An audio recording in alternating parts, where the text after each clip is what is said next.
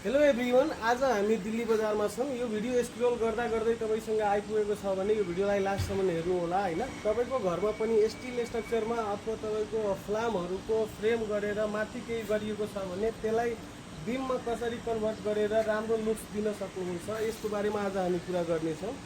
So यो भयो हाम्रो आई बिममा पिलरहरू खडा गरेर यहाँ स्काइलाइटको बनाएको थियो। यो पिलरको लागि हामीले मेटल फ्रेम गरेर होइन, मेटल फ्रेममा हामीले सिमेन्ट बोर्ड राख्नेछौँ फर्स्टमा होइन। यो चाहिँ 10 mm को सिमेन्ट बोर्ड हो। चारैतिरबाट सिमेन्ट बोर्ड राख्छौँ। यो एक्स्ट्रा भाग निक्लेको सबै कटिङ गर्छौँ होइन। अनि जोइन्टमा जाली टेप गरेर पुटिङ गरेर अनि त्यस पछाडि यही माथि हामीले पिभिसी युज गर्नेछौँ। पिभिसी वाल पेनलिङ पनि आउँछ, सेलिङ पेनल पनि आउँछ होइन।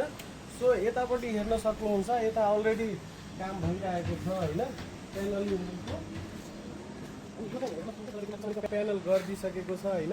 माथि स्काइलाइट हो, यसमा तपाईँको टफन हालिसकेपछि सिसा राखिसकेपछि यो बोर्ड सिसासम्म टच गर्ने हो होइन। सिसासम्म टच गरिसकेपछि यो साइडको जुन छ यो अहिले फिनिसिङ भएको छैन। यो फिनिसिङ भइसकेपछि यसको देखिन्छ होइन। यो साइडको फिनिसिङ तपाईँले हेर्न सक्नुहुन्छ। यो फिनिसिङ तपाईँको चारैतिरबाट एलबिटले तपाईँको फिनिसिङ गरिएको हुन्छ। यसमा तपाईँको गमले टाँसेको हुन्छ, यो निस्किँदैन, घाम पानीले केही पनि हुँदैन यसलाई, यो बेटर जस्तो छ होइन।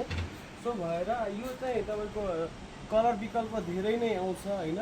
त्यसमा तपाईँले जुन कलर मनपर्छ, घरमा लागेको कलर तपाईँको जुन हुन्छ त्योसँग म्याचिङ गरेर पनि राख्न सकियो। तपाईँहरूको पनि घरमा यस्तो राख्नु छ भने हामीलाई कन्ट्याक्ट गर्दा हुन्छ। कन्ट्याक्ट नम्बर हाम्रो टिकटकको बायोमा र फेसबुकको बायोमा छ। हस् त, थ्याङ्क यू।